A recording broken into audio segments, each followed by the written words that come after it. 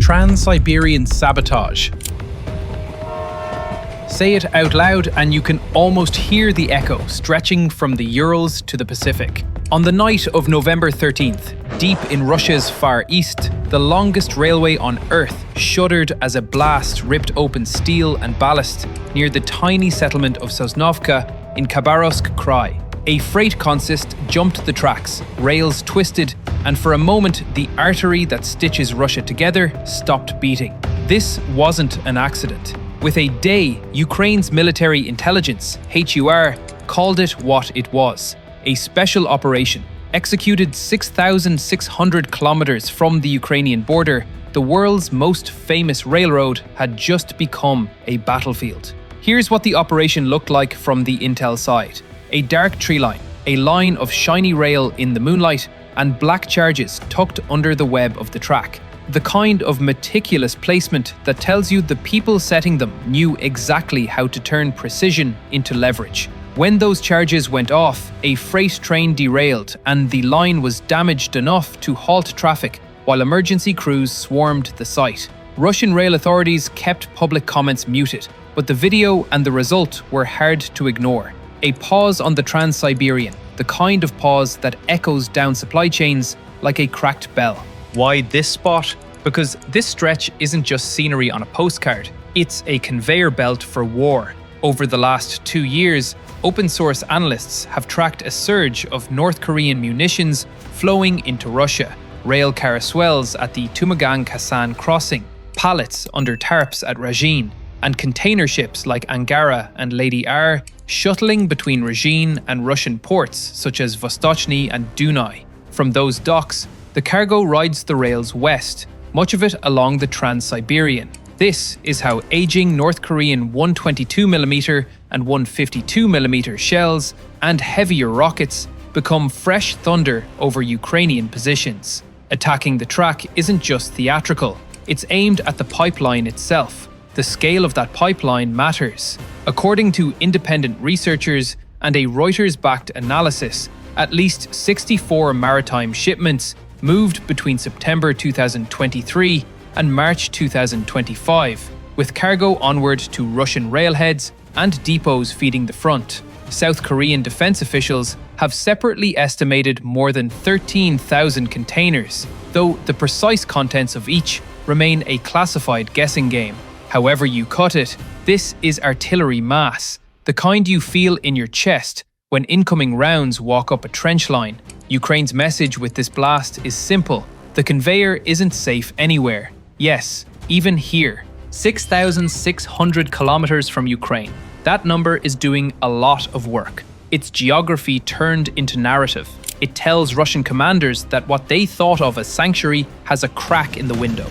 It tells North Korean logisticians that the last mile won't matter if the first 9,000 are contested. And it tells every railway guard between Hassan and Kursk that the night shift just got longer. It's one thing to blow up a depot near the front. It's another to make the rails flinch at the far edge of the map.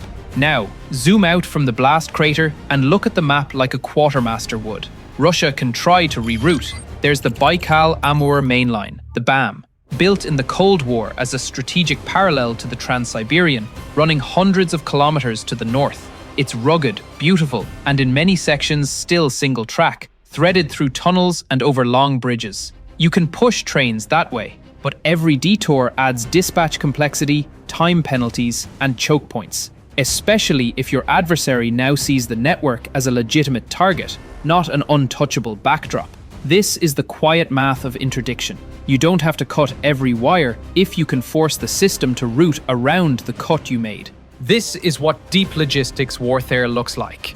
Frontline ammo dumps are the obvious targets. They burn bright on satellite and brighter on social media, but the cost imposition game is one further back. At transfer docks, at marshalling yards, on viaducts, in the supposedly dull kilometers between stations where a single blown joint bar can stack trains for a day.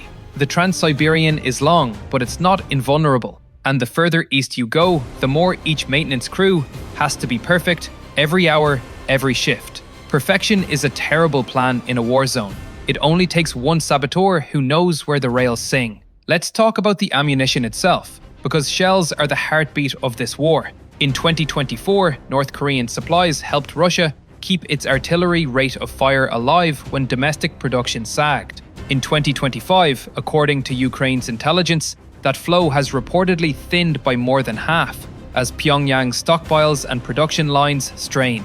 If true, that makes every train load more valuable, every delay more punitive, and every crater in a trackbed a little more expensive for the Kremlin to ignore. Even a 24 or 48-hour disruption cascades. Fewer shells on certain axes next week, fewer preparatory barrages for brigade-level pushes, and diminished ability to respond to Ukrainian counter-battery windows. There's also the simple reality that rail is Russia's logistics spine. Trucks are scarce, roads are punishing across those distances, and aviation is riskier than it used to be. For bulk commodities like artillery ammunition, rail wins, until it loses. The Trans-Siberian is the trunk line. You don't replace the trunk overnight. Yes, the BAM can take volume, and Russia has been investing to increase capacity through 2030 and beyond. But moving military cargo is not like rerouting lumber. Security, scheduling, locomotive allocation, and escort protocols all have to shift. And the more you concentrate critical military shipments on fewer, more northerly segments, the more predictable and therefore targetable they become. That's not just semantics, it's targeteering.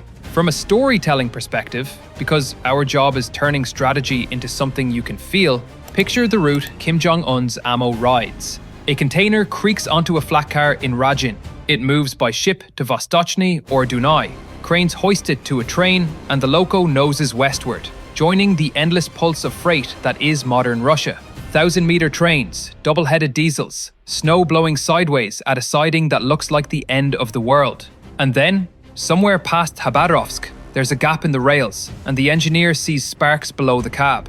That's the moment logistics goes from arithmetic to chaos. The train doesn't just run late, it rage quits. It's tempting to see this as a one-off headline. It's not. The sabotage fits a pattern we've watched across 2024 to 2025. Long-range strikes and covert action gnawing at Russian depth. Drone swarms at oil ports, rail explosives on strategic lines, intel-led raids on token air defense sites, quiet, partisan-style attacks on power infrastructure. Ukraine's goal in this pattern is not to collapse the Russian state. It's to make the act of waging war cost more in time and friction than Russia's commanders can afford to pay at the front. When your troop rotations slip because a handful of trains were retimed, you don't put that on a poster, but you feel it in a platoon leader's watch. Russia's counter is as old as railroading. Repair fast, guard harder, reroute smartly. The Trans-Siberian has survived wars, revolutions, and winters that make steel groan. Track gangs can swap sleepers by the dozens and weld rails under driving snow. But security is a different problem. You can flood a line with National Guard units and drones. You can run tamper patrols and deploy seismic sensors. Still, you're patrolling thousands of kilometers of two shining lines in the dark. Defense has to be right everywhere. Offense has to be right once. That asymmetry is the saboteur's best friend and the dispatcher's worst nightmare. What about North Korea's calculus? Pyongyang likes leverage. Selling Russian munitions is leverage. It buys fuel, food, technology transfers, and diplomatic cover. But the spectacle of munitions stalled on Russia's rails undercuts the message Kim wants to send his own military, that their ally can protect supply routes and deliver strategic victories. If Ukraine's deep hits become routine, they tarnish that narrative. Meanwhile, the more the Kremlin relies on North Korean shells, the more it advertises the weaknesses in its own industrial base. In a war of prestige as much as territory, that's not a great look. Call it the Trans-Siberian brand problem. There's a second-order effect too. Militaries live on schedules. Every artillery gun line from Belgorod to Mariupol is a creature of logistics tables. How many rounds per day? Which lot numbers? When the next train arrives? What priority code it gets in the yard?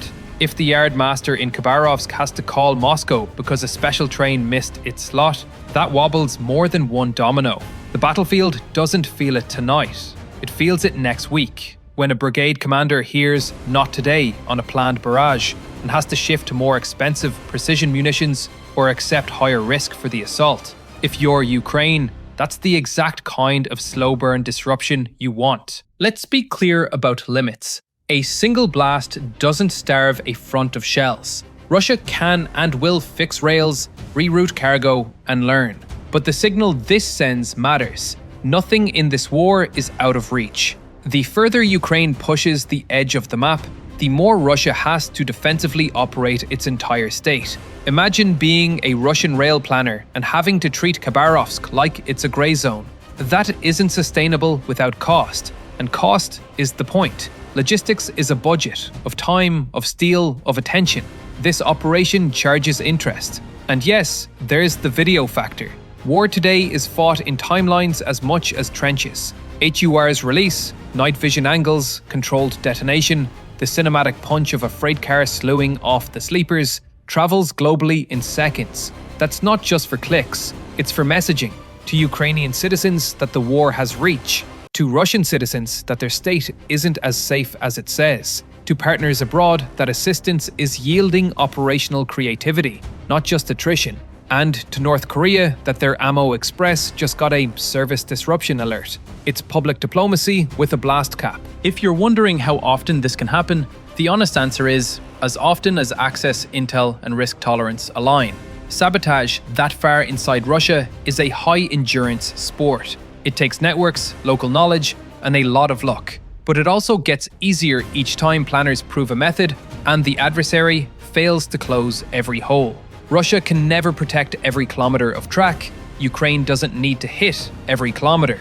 This is the strategic wedge between impossible and inconvenient, and wars are won and lost in that wedge more often than Hollywood admits. Here's the core takeaway for commanders and civilians alike. By hitting the Trans-Siberian, Ukraine didn't just destroy a few rails. It attacked Russia's theory of the war, namely that industrial depth and distance can outlast precision and ingenuity. Precision just threw a punch at distance and landed. Even if the line reopens quickly, dispatchers will carry that punch in their heads the next time a priority train's path cuts through a quiet stretch near the taiga. As for North Korean shells, the longer they sit in containers or wait for reroutes, the more the calendar helps Ukraine. Artillery wins battles in hours.